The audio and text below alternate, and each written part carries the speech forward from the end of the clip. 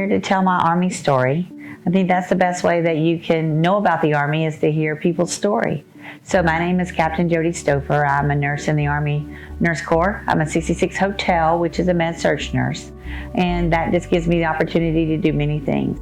So my story goes back to 1988 when I first joined the Army as a military wife and mother-to-be. We're like, how are we going to take care of this baby? And we're like, we're going to join the Army. That's what we're going to do. So my husband joined the Army, and I had our first son. And so we were able to go out to Fort Bragg, and he did his thing, and I took care of my baby. And life went on. And then I had the opportunity, after having 2 children, I had the opportunity to go in the Army at age 31. As an enlisted soldier, I was an LPN at the time. And I joined the Army and did active duty and was in the Army for about 2 years, and then realized being a mom was way more important than being a soldier. And so I took a little break, and I got out, got put in the IRR, which is an Inactive Ready Reserve. Then I decided to go back to school and get my ADN. And at that time I said, you know what? I don't have a child care issue. I think I'm going to go back and go in the Army. So that's where my Army story really begins. It begins when I was 41 years old. And I had the opportunity to go in as an RN. So I went in as an RN, and I came in as an ADN, and we had a strap program back then. We have a strap program now for many different of our nurses, if you're going to be a CRNA or if you're actually going to be a nurse practitioner. But back then they had them for ADNs to BSNs, which if you had a 2-year degree to a 4-year degree, and I was in a strap program, which allowed me to finish my school, and I got put in a unit that just sort of monitored me for pay purposes, called the APMC. So I did that until I graduated in March 2011 with my actual BSN. And then I was shipped off to BOLIC, Basic Officer Leadership Course, where I did it with many of my battle buddies that I have today. And I graduated in July of 2011. And then I had the opportunity to serve with the 325th Combat Support Hospital in Independence, Missouri. And so then I did everything I could. I was a young lieutenant, well, young. But I was young as in young in learning how to be a leader in the United States Army Nurse Corps. But physically, it was challenging, but that challenge was something that I accepted. I began running and doing 5Ks and 10Ks and half marathons. And I did things that I never thought I could do because of the Army, because you had to be physically fit. And what I would do is I would go out and do a 5K. And to me, that was important because I knew when I ran with my Army buddies, they're all younger and faster than me, so they were all going to leave me. So I thought, you know what? I'll run with people, so I'll learn how to actually feed off the people. I continued to serve in the 325th until I had the opportunity. I went out to Japan, and we did really cool exercise in Japan.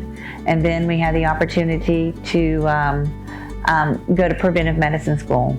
And then that's what really started my bug. I was able to put the uniform on for 2 months on active duty, while I went to school to learn how to be a public health nurse. And I learned lots of cool things in that job, or in that actual education experience. And then I said, you know what, at the time I was working at the VA as a VA nurse, but my time was getting limited because I'm a little bit older than your traditional soldier. So I wanted to be able to serve the most time I could in uniform. So I went ahead and applied to the to an ADOS, which is Active Duty Operations Support, which you were going to be like lended manpower to the active duty as a WTB nurse case manager. And I was able to go on tour in 2013. And from 2013, I've been serving active duty full time. And so when you're on that program, on that ADOS program in the reserves, which is offered to any soldier that is, or leader who has already been to BOLIC, what you get to do is you get to go work as a soldier. Your job will be protected because they have to hold your job up to 5 years if you get on orders to go serve your country, which was a good thing to know, that I still was accruing time at the VA while I was serving my country.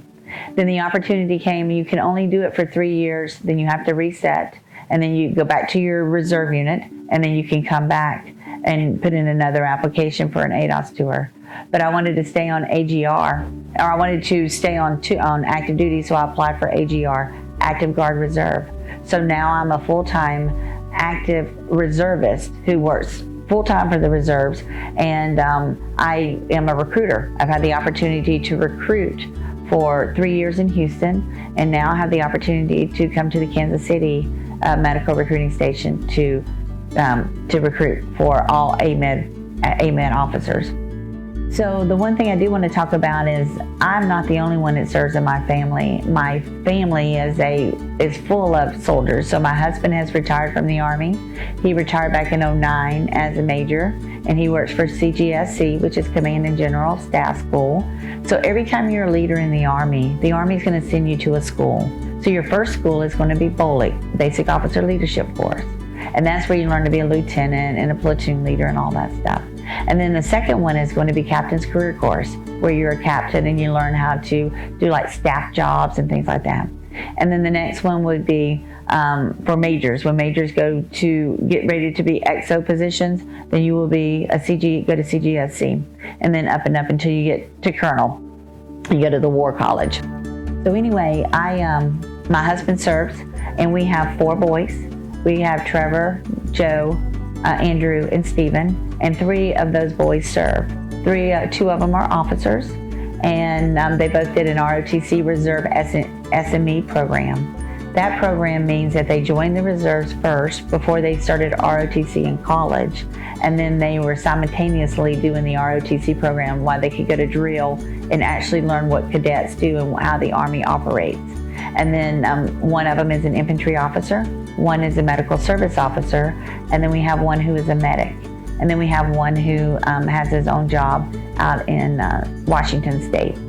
My family would be here with me today, but as you can see, I'm an older soldier, so all my family I'm an empty nester. So maybe you could say that I did this on an empty nest, meaning I raised my family, and then here I am serving my country at an older age. So all of our boys are all grown. We do have one grandchild, Caroline, and she is the apple of our eye. She comes and visits. They're stationed at Fort Riley, which is right out in the west part of Kansas. So they're only 2 hours from us, which is kind of nice. We can go visit on a weekend. And then other than that, so my story started once as a young wife, and now I've been a mother of Army brats.